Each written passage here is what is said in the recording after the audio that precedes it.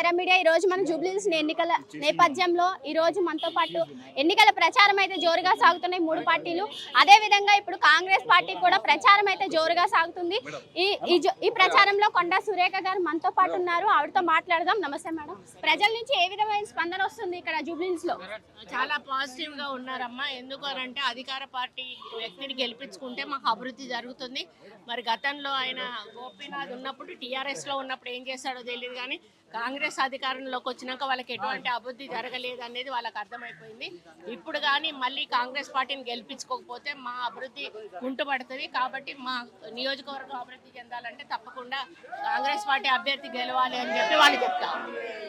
అయితే మొన్న కేటీఆర్ ఏ విధమైన వ్యాఖ్యలు చేశాడంటే, రేపు పొద్దున్న నవీన్ యాదవ్ గెలిస్తే మీ ఇంటి ఆడపడుచులు బయటికి వెళ్ళలేరు, మీ ఇంటి ఆడపడుచులకి స్వేచ్ఛ ఉండదు, కూరగాయల షాప్ దగ్గరికి కూడా వెళ్ళి ఏంటంటే వసూలు చేస్తారు, డబ్బులు వసూలు చేస్తారు అంటున్నారు. దీని మీద మీరేమంటారు? అది వాళ్ళకి అలవాటు అండి. అది వాళ్ళ టీఆర్ఎస్ ఎమ్మెల్యేలు, టీఆర్ఎస్ కార్పొరేటర్లు వాళ్ళకి అలవాటు.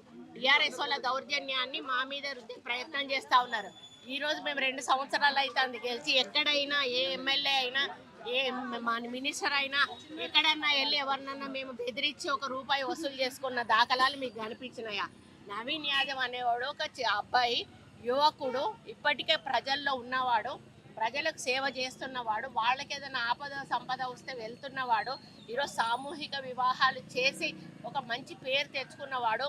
మరి ఎవరైనా కష్టం వచ్చినా నష్టం వచ్చినా నేను ఉన్నా అంటూ వాళ్ళ దగ్గరికి వెళ్ళి ధైర్యం చెప్పేటువంటి వ్యక్తి.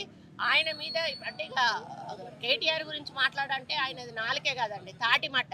ఆయన ఏం మాట్లాడతాడో ఆయనకే తెలియదు. అందులో ఎన్ని వాస్తవాలు ఉన్నాయో ఎన్ని అవాస్తవాలు ఉన్నాయో ఆయనకే తెలుసు. అన్ని మాట్లాడేటి అన్నీ కూడా అవాస్తవాలని తెలిసి ఆయన ప్రజలకు అది ఒక 10-100 సార్లు చెప్తే అబద్ధం నిజమవుతుందనే పద్ధతిలో ప్రజలకు చెప్పే ప్రయత్నం చేస్తున్నారు. కానీ ప్రజలు ఎవరు కూడా అమాయకులు కారండి. అదే పద్ధతిలో మా ఎలక్షన్లప్పుడు కూడా చెప్పినా కూడా ప్రజలు బుద్ధి చెప్పారు. ఈ ఎలక్షన్లలో కూడా వాళ్ళు ఎన్ని రకాల వేషాలు వేసినా, ఎన్ని అభాండాలు మా మీద వేసినా కూడా 100% ప్రజలు అర్థం చేసుకుంటారు. నవీన్ అనే లాంటి యువకుడు ఉంటే 100% అభివృద్ధి జరుగుతుంది అనేది ప్రజలకు నమ్మకం ఉంది. ఆయన ఏదైతే బెదిరిస్తాడో చేస్తాడో అనే ఒక క్రియేషన్ చేస్తూ ఉండో అది 100% కూడా అబద్ధము. అట్లాంటిది ఏమీ కూడా జరగదు. కాంగ్రెస్ వచ్చి 2 సంవత్సరాలు అయింది. 3 గ్యారంటీలు మాత్రమే అమలు చేశారు, ఇంక గ్యారంటీలు అమలు చేయలేదు. ఇప్పుడు జూబ్లీహిల్స్ లో గెలిస్తేనే మేము అమలు చేస్తామని చెప్పేసి రేవంత్ రెడ్డి బెదిరిస్తున్నాడని చెప్పేసి అంటున్నారు. 10 సంవత్సరాలు టీఆర్ఎస్ గవర్నమెంట్ అధికారంలో ఉంది. వాళ్ళు ఇచ్చిన మేనిఫెస్టోలు వాళ్ళ దగ్గర ఉన్నాయి, మా దగ్గర ఉన్నాయి. వాళ్ళు ఎన్ని అమలు చేశారు 10 సంవత్సరాలలో? మరి నిరుద్యోగ భృతి ఇస్తా అన్నారు, ఇచ్చారా? 3 ఎకరాల భూమి ఇస్తా అన్నారు, ఇచ్చారా?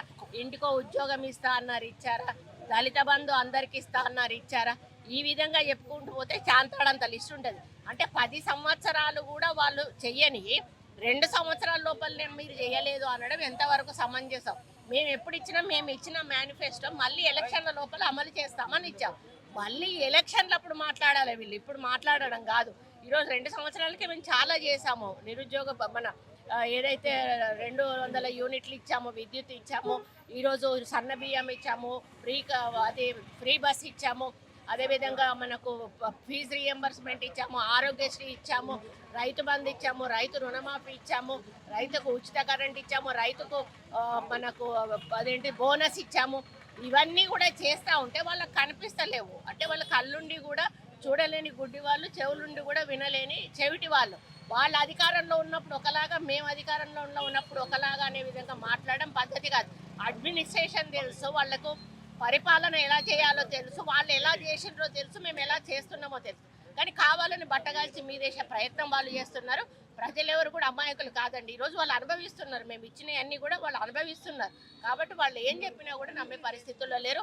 ఈరోజు అభివృద్ధి ఆగిపోతుంది అని అంటే వాళ్ళు గవర్నమెంట్లో ఉన్నప్పుడు అధికార పార్టీ వాళ్ళకు ఫండ్స్ ఇచ్చి ఏదైతే ప్రతిపక్షంలో ఉన్న వాళ్ళని కనీసం కొబ్బరికాయ కూడా కొట్టనియలేనటువంటి ఎమ్మెల్యేలను కొట్టనియకుండా ఇన్ఛార్జీలే నడిపించారు. వాళ్ళు ఆ విధంగా చేసి ఈ రోజు ముఖ్యమంత్రి గారు ఏదో అన్నారని చెప్పి దాన్ని చిల్వల పలువలు చేయడం అనేది సరైంది కాదు. మొన్న మాగంటి సునీత గారు కూడా నా ఏడుపు డ్రామా అన్నారు, నాకు మాట్లాడడం రాదన్నారు, కాంగ్రెస్ వాళ్ళు నన్ను అవమానించారు, ఆడవాళ్ళని గౌరవించడం రాదు కాంగ్రెస్ వాళ్ళకి అంటున్నారు. దాని మీద మీరేమంటారు? అది ఎవరు మాట్లాడారో నాకైతే తెలియదండి. ఒక మనిషి హస్బెండ్ చనిపోయినప్పుడు ఆ బాధ అనేది ఉంటుంది.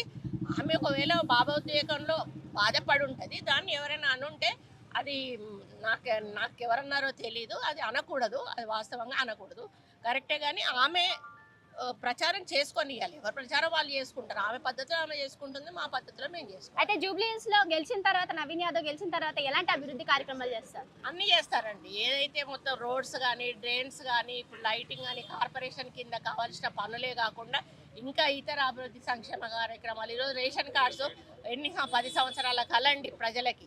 ఇప్పటి వరకు రేషన్ కార్డు లేదు, మేము వచ్చినాక రేషన్ కార్డు ఇచ్చాము, సన్న బియ్యం ఇచ్చాము. ఇట్లాంటివి ఇంకేమైనా పెన్షన్స్ అట్లాంటివి మిస్ అయిన ఏమన్నా ఉంటే 100% ఈ ప్రభుత్వం వచ్చినాక మంజూరు చేయడం జరుగుతుంది. అయితే లాస్ట్ క్వశ్చన్, ఎంత మెజారిటీతో నవీన్ యాదవ్ గెలిపిద్దాం అనుకుంటున్నారు? మెజారిటీ కాదండి మాకు ముఖ్యము, గెలవడం ముఖ్యము. ఎంత మెజారిటీ వచ్చినా కూడా నవీన్ యాదవ్ గెలవడమే మాకు ముఖ్యం.